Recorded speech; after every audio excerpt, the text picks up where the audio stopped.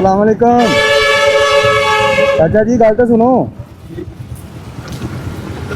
हाँ जी ब्लॉगर साहब, क्या हाल चाल है? की हाल है? ठीक हो? अस्सलाम वालेकुम। की हाल जी बुजुर्गो? ठीक ठाक हो? तो भैया ठीक है। ओ भाई नूं भी बुलाना जरा। आ भाई गूंगा वा?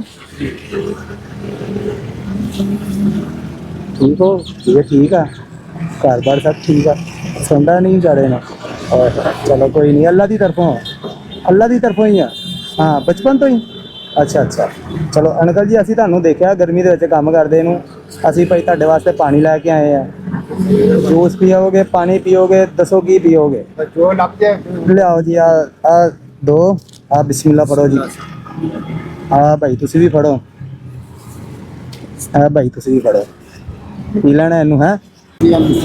अच्छा, इन्नी गर्मी दे विच सिर्फ इन्नी की दिहाड़ी बस? हाँ कुछ आ साडी तरफों रखो।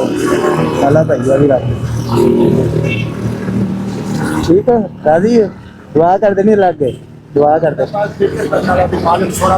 आमीन आमीन। ठीक है जी, बड़ी गल आ, इन्नी गर्मी दे विच भी तुसी अपना काम कर रहे जे, ते बड़ी गल है। चैनल का नाम है? चैनल का नाम है मियां उस्मान। मियां उस्मान आई 7। आमीन आमीन। ठीक है जी, अल्लाह की सपोर्ट। फिर भी कुछ सिर ते ढक टुक के रखो, गर्मी बहुत आ, सिर च पैंदी सीधा।